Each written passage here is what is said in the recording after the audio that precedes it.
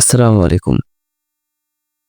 Shakil graphics YouTube চ্যানেলের পক্ষ থেকে সবাইকে জানাই আন্তরিক শুভেচ্ছা ও অভিনন্দন। এখন আমাদের এই স্যাম্পল যে টি-শার্ট ডিজাইনটি আছে, এই টি-শার্ট ডিজাইনটি করতে হবে। এই টি-শার্ট ডিজাইনটি একবারে সহজ। এই টি-শার্ট ডিজাইনটি করতে হলে সর্বপ্রথম আমাদের পেজে আসতে হবে। পেজে আসার পরে আমি রেক্টেঙ্গেলে যাব। রেক্টেঙ্গেলে যাওয়ার পর আমি একটি রেক্টেঙ্গেল নেব। আমি একটি রেক্টেঙ্গেল নিলাম। রেক্টেঙ্গেলটি নেওয়ার পরে আমি কিবোর্ডের আই বাটন চেপে আমি ব্ল্যাক কালার করে দিলাম। ব্ল্যাক কালার করে দেওয়ার পরে আমি কন্ট্রোল 2 দিয়ে লক করে নিলাম। আমি লক করে নেওয়ার পর আমার যে ফন্টগুলি আছে, এই ফন্টগুলি আমি আগে থেকে লিখে রেখেছি। আপনারা আগে থেকে লিখে রাখবেন। আমি ফন্টগুলি সবগুলো একসঙ্গে সিলেকশন করে মাউসের রাইট বাটন চেপে আমি অ্যারেঞ্জে গিয়ে বিং টু ফন্ট করে দিলাম। বিং টু ফন্ট করে দেওয়ার পরে আমার যে এই ফন্টটি আছে, এই ফন্টটি আমি সিলেকশন করলাম। এই ফন্টটি সিলেকশন করার পরে আমি অল বাটন চেপে ধরে আমি একটি কপি করে এই জায়গায় নিয়ে আসলাম। নিয়ে আসার পরে আমি অল বাটন এবং শিফট বাটন চেপে ধরে আমি একটু বড় করে নিলাম।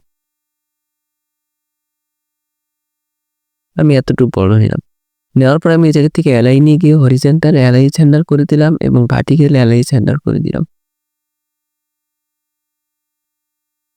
অ্যালাইন সেন্টার করে দেওয়ার পরে আমার সিলেকশন থাকা অবস্থায় মাউসের রাইট বাটন চেপে আমি ক্রিয়েট আউটলাইন করে দিলাম। ক্রিয়েট আউটলাইন করে দেওয়ার পরে আমি এই জায়গা থেকে পেন টুল নিব। আমি এই জায়গায় দিলাম, এই জায়গায় দিলাম। নেওয়ার পরে আমার পেন টুলের যে আমার স্ট্রোকটি আছে, এই স্ট্রোকটি আমাকে বাড়িয়ে দিতে হবে। এই জন্য আমি এই জায়গায় 5px দিয়ে নিলাম। আমি এইভাবে রাখলাম। একটু ছোট করে নেই।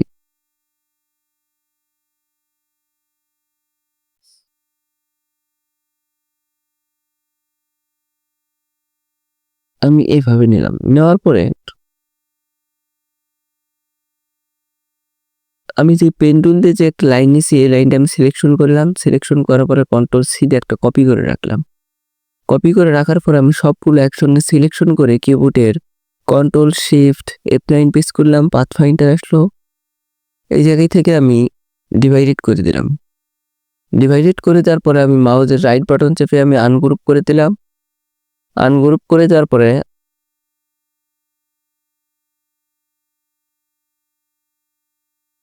আমি উপরের অংশগুলি একটি একটি করে সিলেকশন করার পরে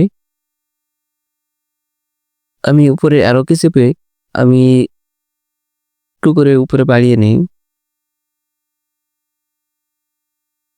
আমি এইভাবে নিলাম।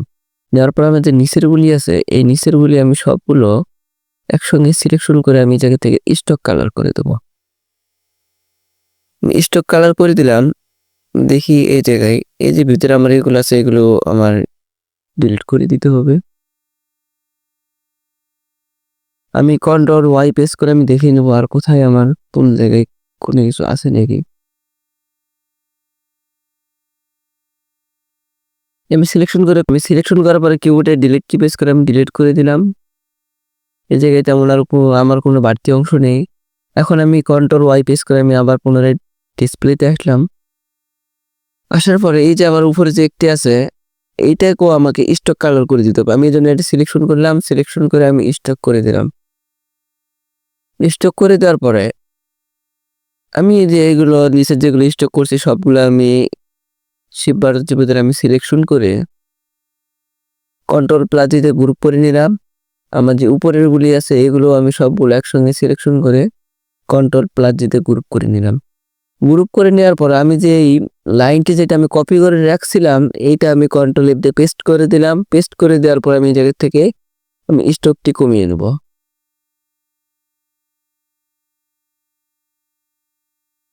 আমি আরেকটু কমিয়ে নিতে পারি।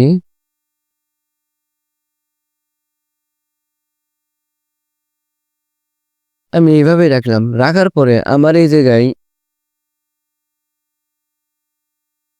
আমার উপরে যে ফন্টটি আছে, এই ফন্টটি এখন আমাকে এই জায়গায় দিতে হবে। এই জন্য আমি এই জায়গা থেকে রেক্টেঙ্গেলে গেলাম, যাওয়ার পর আমি সুন্দর মতো আমি একটি রেক্টেঙ্গেল নিলাম।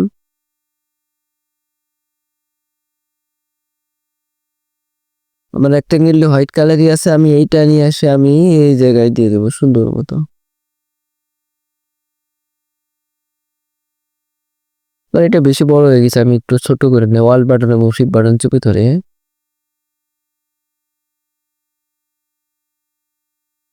আমি এই জায়গায় রাখলাম। আমার যে ফন্টটি আছে এই ফন্টটি আমি টেনে নিয়ে এসে আমি এই জায়গায় দেবো। অল বাটন এবং শিফট বাটন চেপে ধরে আমি ছোট্ট করে নেবো।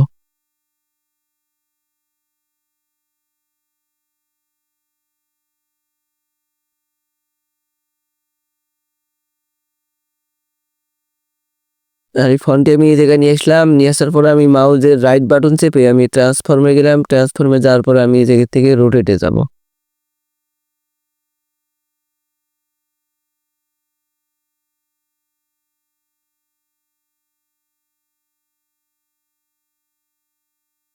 নাইনটি পার্সেন্ট করে দিলেই হয়, কিন্তু আমি এইভাবে করতেছি। আমি 90% করে দেওয়ার পরে আমি ওকে করে দিলাম। ওকে করে দেওয়ার পরে আমি অল বাটন এবং শিফট বাটন চেপে ধরে আমি ছোট্ট করে নিলাম। আমি টেনে নিয়ে এসে আমি এই জায়গায় দিয়ে দেবো।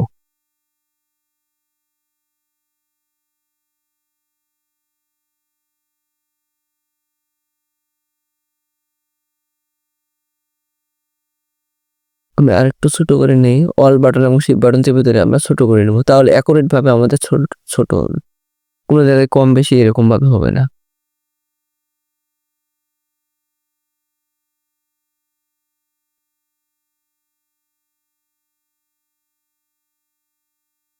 আমি এইভাবে নিলাম। নেওয়ার পর আমার যে এই যে ভিতরে যে ইফেক্টটি আছে, এই ইফেক্টটি এখন আমাকে এইটার ভিতরে দিতে হবে। এই ইফেক্টটি দিতে হলে আমি যে আমার এই ইফেক্টটি আছে বা যে গ্রাঞ্জি আছে, এই গ্রাঞ্জিটি আমি কন্ট্রোল সি দিয়ে একটু কপি করলাম। কপি করার পরে আমার এই যে উপরে যে হোয়াইট অংশটি আছে, যেটা আমি ডিভাইডেড করে রাখছি, এটা আমি সিলেকশন করলাম। সিলেকশন করার পর শিফট F10 প্রেস করলাম। ট্রান্সপারেন্সি আসলো। আসার পরে আমি এই জায়গা থেকে আমি এই লেখাটি সিলেকশন করে আমি এই জায়গায় আমার যে জিরোটি আছে, এই জিরোতে আমি ডাবল ক্লিক করলাম। কন্ট্রোল F দিয়ে পেস্ট করলাম। পেস্ট করলাম এই গ্রাঞ্জিটি যেটা কপি করে রাখছিলাম, এটা আমি টেনে নিয়ে এসে আমি এই জায়গায় দেবো।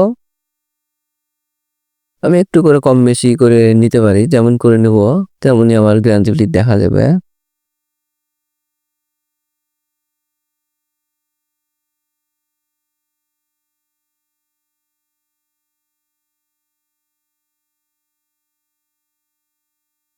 এইভাবে নিলাম। নেওয়ার পরে আমি এই জায়গা থেকে রিলিজ করে দিব।